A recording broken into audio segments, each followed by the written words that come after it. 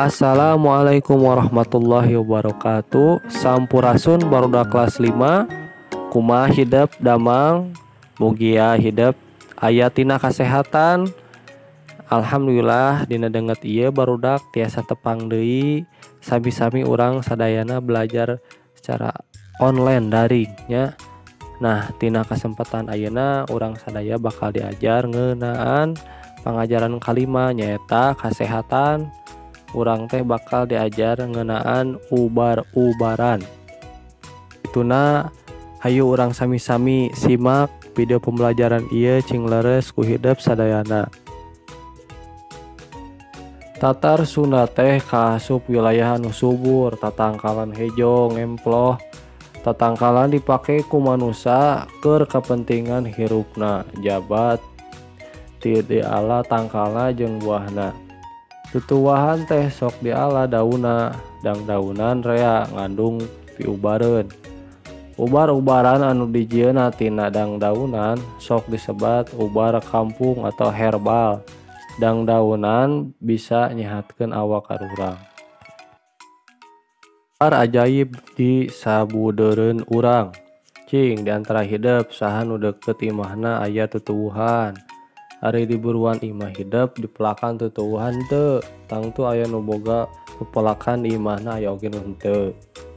Tetela geuning tutuwuhan teh rea gunana keur kahirupan urang. Aya nu bisa didahar, aya nu bisa dijadikeun ubar.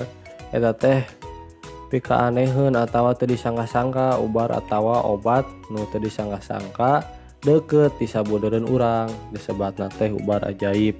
Terapi apotek hidup ya. Di sabudeureun urang rea piubareun seperti apel, kentang, bawang bodas, bawang beureum jeung wortel. Najan eta bisa kapanggih di mana wae ari kana hasiatna mah langka anu apal. Lamun apal mah urang bisa ngamanfaatkeunana. Buah-buahan teh keur ubar teu kudu meuli wae ubar di toko.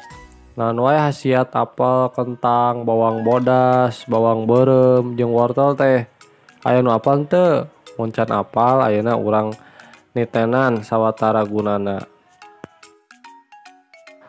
Medar istilah ubar-ubaran. Nah, ku hidup ayeuna urang urutkeun anu kahiji nyaeta aya pucuk daun jambu batu. Nah, pucuk daun jambu batu teh digodog diuyahan saeutik tur diinum, bisa dipake yang ubar mencret ya.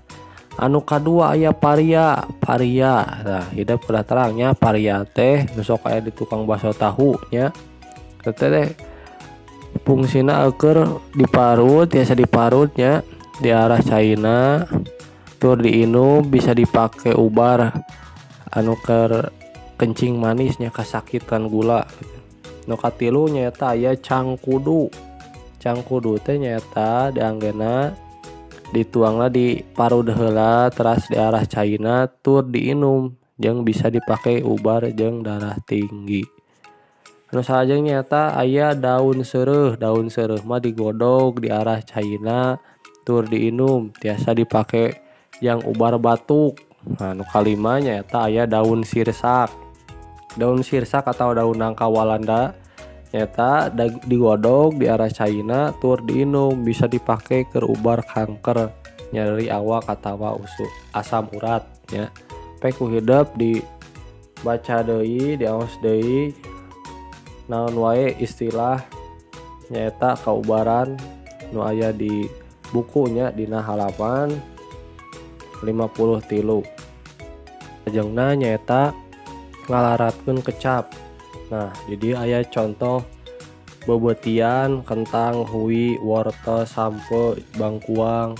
Aya oge contoh buah-buahan, rambutan, buah, lengkeng, nangka, kalapa. Pek jeun kalimah make ngaran buah-buahan atawa bebetian di luhur ieu nu di kecap ieu nya. Contohna sapertos kieu ya. Contohna tina bebetian heula wortel teh keur campuran anggeun sop. Nah, tawa sampung mah meunahna disepan.